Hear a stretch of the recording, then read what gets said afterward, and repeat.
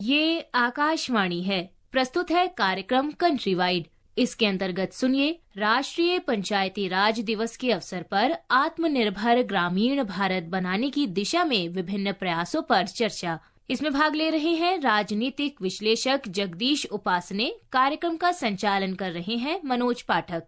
भारतवर्ष में पंच परमेश्वर की अवधारणा काफी प्राचीन है। एक तो भारतवर्ष दुनिया का सबसे प्राचीनतम लोकतंत्र और दूसरा समाज के पंचों के माध्यम से अपनी समस्याओं को सुलझाना हमारी संस्कृति में सम्मिलित रहा है।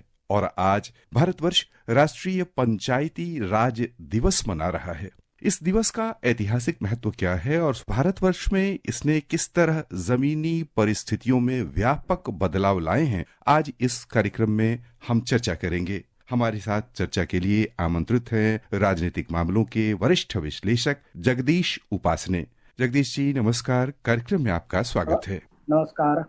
सबसे पहले तो हम यही समझना चाहेंगे कि हम जो आज राष्ट्रीय पंचायती राज दिवस मना रहे हैं, इसका ऐतिहासिक महत्व क्या है और इसने किस रूप से अपनी स्थापना के बाद से ग्रामीण शासन को मजबूत बनाया है।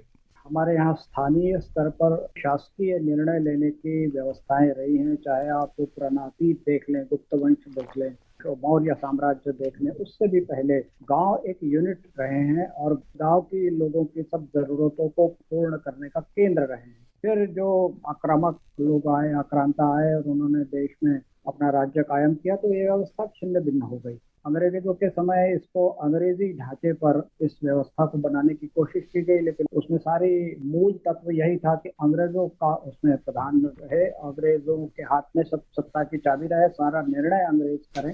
1992 में बड़ा संशोधन, संविधान में 73वां संशोधन किया गया और इसको एक औपचारिक रूप दिया गया। पंचायती राज सिस्टम कोई नया सिस्टम नहीं है भारत के लिए। हमने अपने अतीत से और इसको सीखा है, अतीत का अनुभव हमारे काम आया, पुस्तकों में, गजट में और इतिहासों में जिलों के, इन सब बातें दर्ज हैं। तो 73वां संशोधन, संविधान संशोधन 1992 में 24 अप्रैल के दिन ही इनैक्ट हुआ था, इसलिए इसको राष्ट्रीय पंचायती राज दिवस के रूप में मनाया जाता है। उसमें पहली बार ये कल्पना की गई कि जो केंद्र सरकार सारे निर्णय लेती है और फिर ऊपर से वो नीचे तक पहुंचते हैं, तो उससे अच्छा है कि अनेक ऐसे निर्णय हैं जो गांवों के लिए होते हैं और दिल्ली में किए जाते हैं, तो वो निर्णय गांवों के स्तर पर क्यों न किया जाए। तो एक आदर्श व्यवस्था तो यही थी।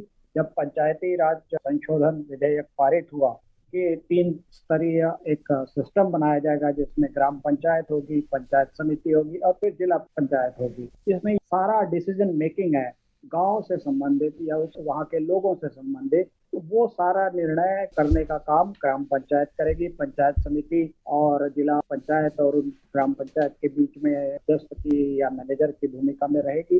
73वां संविधान संशोधन होने के बाद भी पंचायतें लुंज पुंज बनी रही और उसमें आरक्षण की व्यवस्था नहीं थी कि महिलाओं के लिए क्या आरक्षण होगा। जो पुराना आरक्षण है जो SC ST के लिए, वो आरक्षण था और मंडल कमीशन की रिपोर्ट लागू होने के बाद OBC का भी आरक्षण रहा, लेकिन महिलाओं की कोई जगह नहीं थी, जबकि गाँव में महिलाएं और सब काम करने में आगे दिखती हैं। तो पिछले 10 साल में प्रधानमंत्री नरेंद्र मोदी के नेतृत्व में केंद्र सरकार ने इसमें एक क्रांतिकारी बदलाव इस व्यवस्था में किया है और इसके कारण आज आप देखते हैं कि देश भर में सारी पंचायतें किस तरह से समृद्ध हुई। फिर डिजिटल इनिशिएटिव जो मोदी सरकार ने लिए हैं, वो बहुत बड़ा उपाय है, जिसके कारण एक तो कनेक्टिविटी बढ़ी है गाँव के साथ में, तो इससे पारदर्शिता आई है और लोगों को जानकारी मिली है। फंड मैनेजमेंट में ऑनलाइन अरेंजमेंट किया गया है और उसके कारण पंचायतों को जो फंड दिया जाता है ग्राम विकास के लिए, उसका ऑडिट होता है और लोग उसके बारे में जान सकते हैं और अकाउंटेबिलिटी फिक्स होती है। अगर कहीं गड़बड़ हुई है तो उस पर एक्शन होती है। जो वित्तीय अनुदान केंद्र देता था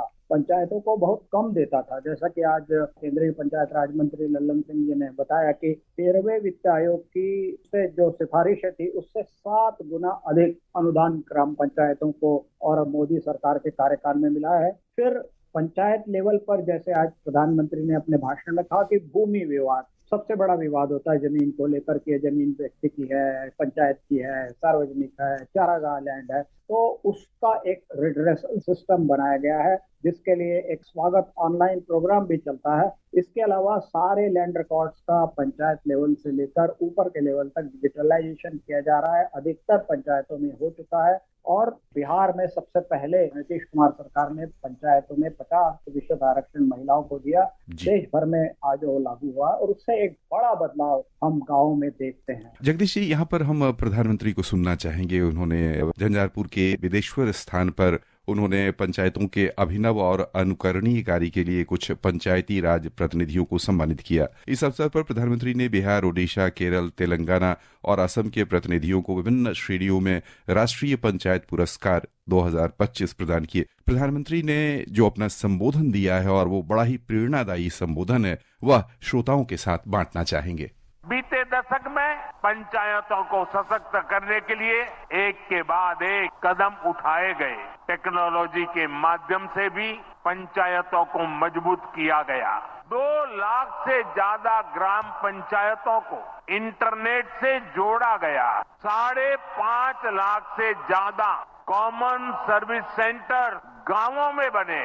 जीवन मृत्यु प्रमाण पत्र, भूमि धारण प्रमाण पत्र, ऐसे कई दस्तावेज आसानी से प्राप्त कर सकते हैं। इस अवसर पर बिहार के मुख्यमंत्री नीतीश कुमार ने भी सभा को संबोधित किया। हमारे लिए सौभाग्य की बात है कि आज पंचायती राज दिवस के अवसर पर आदरणीय प्रधानमंत्री श्री नरेंद्र मोदी जी आपके द्वारा बिजली वितरण, गैस प्लांट एवं अन्य योजनाओं का उद्घाटन एवं शिलान्यास किया जा रहा है। माननीय प्रधानमंत्री आवास योजना के 12 लाख लाभार्थियों को आवंटन पत्र दिए जा रहे हैं। श्रोताओं, हम यहाँ आपको कुछ लाभार्थियों के अनुभव भी आपके साथ साझा करना चाहेंगे। आइए जानते हैं उन्हें कैसा लग रहा है। मेरा नाम सरिता देवी है। मेरा गांव मेहत है, पंचायत बल्ली मेहत, जिला मधुबनी। फायदा तो है सर, जीविका से जब से हम लोग जुड़ाव किए हैं, हम लोगों को फायदा तो बहुत हुआ है। इन सब से गरीब दीदी को अपना नाम, अपना घर से निकलने का पहचान सब मिला है। जगदीश जी, हमने चर्चा की कि पहले की तुलना में अब पारदर्शिता आई है। बेहतर दक्षता और पारदर्शिता के लिए पंचायत शासन में प्रौद्योगिकी किस रूप में भूमिका निभा रही है? प्रधानमंत्री ने भी कहा कि टेक्नोलॉजी के माध्यम से हमने काफी काम किया है। थोड़ा इसे और स्पष्टता से श्रोताओं को जानकारी दें। देखिए, टेक्नोलॉजी ने बहुत इंश्योर किया है कि सबसे पहले फंड का दुरुपयोग न हो। मैंने जैसे बताया कि 7 गुना अधिक पैसा पंचायतों को दिया जा रहा है। ये बड़ी राशि है और ये सीधे ग्राम पंचायतों को जाती है। ये जिला पंचायत या पंचायत समितियों को नहीं, ये सीधे ग्राम पंचायत को जाती है, सरपंच के हाथ में होती है। लेकिन उसका ऑडिट होता है, वो भी ऑनलाइन उपलब्ध है और गांव का हर व्यक्ति उसको मोबाइल फोन पर देख सकता है। और 2 लाख से ज्यादा पंचायतें इंटरनेट से जुड़ गई है। प्रधानमंत्री ने बताया अभी फाइबर लाइन बिछाने का काम चल रहा है और लगभग सारी पंचायतें इस सरकार के मध्यकाल तक आते आते सारी पंचायतें इंटरनेट से जुड़ जाएंगी, फाइबर लाइन से जुड़ जाएंगी और आप 1 सेकंड में हर पंचायत का हाल अपनी जगह से जान सकेंगे। ये बहुत बड़ा बदलाव है। टेक्नोलॉजी कितना बदलाव करती है हमने यूपीआई में देखा है। यूपीआई का जो सिस्टम है इसको इसीलिए अपना रहा है कि वो फुल प्रूफ सिस्टम है। वैसी ही गड़बड़ी की संभावना समाप्त हुई है। और फिर प्रधानमंत्री आवास है, तो प्रधानमंत्री आवास बन रहे हैं, ठीक बन रहे हैं कि नहीं, उसका निश्चित स्वरूप तय किया गया। सीपीडब्ल्यूडी ने उसका एक मानक बनाया, एक स्टैंडर्ड बनाया कि ये आवास ऐसे बनेंगे, तो आप उसको लाइव देख सकते हैं। टेक्नोलॉजी ने ये सुविधा कराई है। आपके यहाँ गांव में शौचालय बने हैं कि नहीं, आपके यहाँ टेप से घर में पानी पहुंच रहा है कि नहीं पहुंचा, इसको लाइव देख सकते हैं। तो इससे क्या होता है कि इससे जो गड़बड़ी की गुंजाइश न्यूनतम हो जाती है और इसीलिए गांव में आप देख रहे हैं कि सड़कें बन रही है और छोटे स्वास्थ्य केंद्र चल रहे हैं, स्कूल चल रही है। और जो सरपंच है, जो बड़े उद्यमी एंटरप्रेन्योर सरपंच बनी है, कई तो एमटेक, मैं आज ही के अखबार में देख रहा था, छत्तीसगढ़ में भिलाई के पास पाटन ब्लॉक में एक पंचायत है मोहका खुर्द, वहां की जो सरपंच है अर्चना यादव, वो एमटेक, उन्होंने अपने गांव को एकदम काया पलट कर दिया है। 2 साल के लिए वो सरपंच 18 में चुनी गई थी, फिर चुनी गई। 1500 लोग इस गांव में रहते हैं। 22 महिला सहायता समूह यहाँ उन्होंने खड़े कर दिए हैं। 1/4 से अधिक घरों में गांव के नल कनेक्शन से पाइप पहुंच गया है। पेड़ लगा दिए गए हैं, तालाबों को गहरा किया गया है। और एक महिला और जिसके पास सब साधन है, जिसके पास टेक्नोलॉजी है, जिसके पास पैसा केंद्र ने दिया हुआ है, तो उस गांव में सारी बुनियादी सुविधाएं और उस गांव का संपूर्ण विकास उन्होंने किया है। वैसे ही एक और छत्तीसगढ़ का गांव है जो पिछले वर्ष और राष्ट्रीय पंचायत पुरस्कार में 50 लाख रुपए मिले थे। वो बिल्कुल धुर जंगल में है और बस्तर से के आसपास लगा हुआ है, हरदी भाटा गांव। इस गांव में तो मतलब एकदम चमत्कार हो गया है। पहली बार लोगों ने अनुभव किया। आज गैस के लिए सिलेंडर है, उनके पास सड़कें हैं, उनके यहाँ पानी पहुंचा हुआ है, प्रधानमंत्री आवास मिल गए हैं, शौचालय मिल गए, प्राथमिक स्वास्थ्य केंद्र चलता है। और जो पंचायत के जनप्रतिनिधि चुनकर आते हैं उनको लगता है कि नहीं, हमारे गांव को पुरस्कार मिला है तो इसको हम और आगे ले जाएंगे। यहाँ पर श्रोताओं, हम आपको आज के कार्यक्रम की थोड़ी और जानकारी देना चाहेंगे। प्रधानमंत्री के इस कार्यक्रम को कवर किया हमारे संवाददाता धर्मेंद्र कुमार ने। आइए जानते हैं धर्मेंद्र कुमार से वो क्या कह रहे हैं। प्रधानमंत्री ने पंचायतों के क्षमतावर्धन, उनके सशक्तिकरण पर विशेष जोर दिया। उन्होंने कहा कि महिलाओं को पंचायती राज संस्थाओं में प्रतिनिधित्व बढ़ाने से लोकतंत्र समृद्ध और सशक्त हुआ है। उन्होंने पंचायती राज संस्थाओं में महिलाओं को 50% आरक्षण देने के बिहार के फैसले की सराहना की। इसके लिए उन्होंने मुख्यमंत्री नीतीश कुमार का अभिनंदन किया। प्रधानमंत्री ने कहा कि पंचायतों में निवेश और उन्हें विकसित बनाने से विकसित भारत का संकल्प पूरा होगा। इसलिए उनकी सरकार ने पंचायतों को पिछले 10 वर्षों में 2 लाख करोड़ रुपए से अधिक का फंड दिया है। श्री मोदी ने कहा कि पंचायतों को तकनीक के माध्यम से भी सशक्त किया जा रहा है। प्रधानमंत्री ने स्वयं सहायता समूहों की मदद से महिलाओं के आर्थिक स्वावलंबन की सराहना की। उन्होंने कहा कि बिहार में जीविका दीदियों ने आर्थिक स्वावलंबन की मिसाल पेश की है। यहाँ पर जगदीश जी, हम आपका ध्यान आकृष्ट करना चाहेंगे। आपने एक बड़ा ही अच्छा उदाहरण दिया कि महिला जब कमान अपने हाथों में ले ले तो किस तरह वहाँ व्यापक परिवर्तन देखने को मिलता है। पंचायती राज संस्थाओं में महिलाएं किस रूप में भूमिका निभा रही हैं, आपने एक स्थान का उदाहरण दिया। हम इसे थोड़ा और समझना चाहेंगे कि किस रूप में महिलाओं को पंचायत में आरक्षण दिए जाने से एक बड़ा परिवर्तन आया है हाल के दिनों में।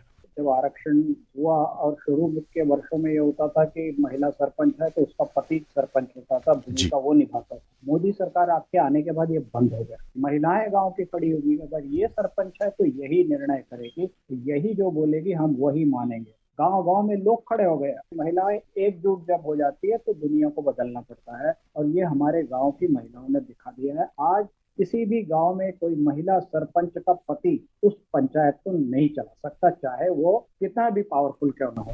पंचायत अगर सरपंच महिला है तो वही चलाती है। ये बड़ा बदलाव है, और इसको जब तक आप गांव में नहीं जाते, ऐसे गांव में जहां पर महिला सरपंच है, तब तक अनपढ़ महिलाएं भी सरपंच बनी है। और उन्होंने बस्तर, छत्तीसगढ़ के और बिहार और झारखंड के इलाकों में चले जाइए, अनपढ़ महिलाएं सरपंच है, लेकिन गांव में उन्होंने क्या बदलाव कर दिया। उनको मालूम है कि गांव में क्या जरूरत है, क्योंकि वो उन सब मुश्किलों से गुजर कर आई है, तो इसलिए वो सब मुश्किलें दूर करती है। ये बड़ा बदलाव है। मैं मानता हूं कि मोदी सरकार ने, और ये बिहार को इसका श्रेय जाता है, नीतीश बाबू को इसका श्रेय जाता है कि पहली बार 2006 में उन्होंने महिलाओं के लिए पंचायतों में और 50% आरक्षण रखा। 50% मतलब आधी आबादी, तो आधी आबादी इसमें आ गई। प्रधानमंत्री ने इसीलिए उनका अभिनंदन भी किया, और साथ में ये भी बताया कि 28 साल से 29 साल से जो महिला आरक्षण विधेयक संसद में लटका हुआ था, उसको नारी वंदन अधिनियम के रूप में किस तरह इस सरकार ने पास किया है।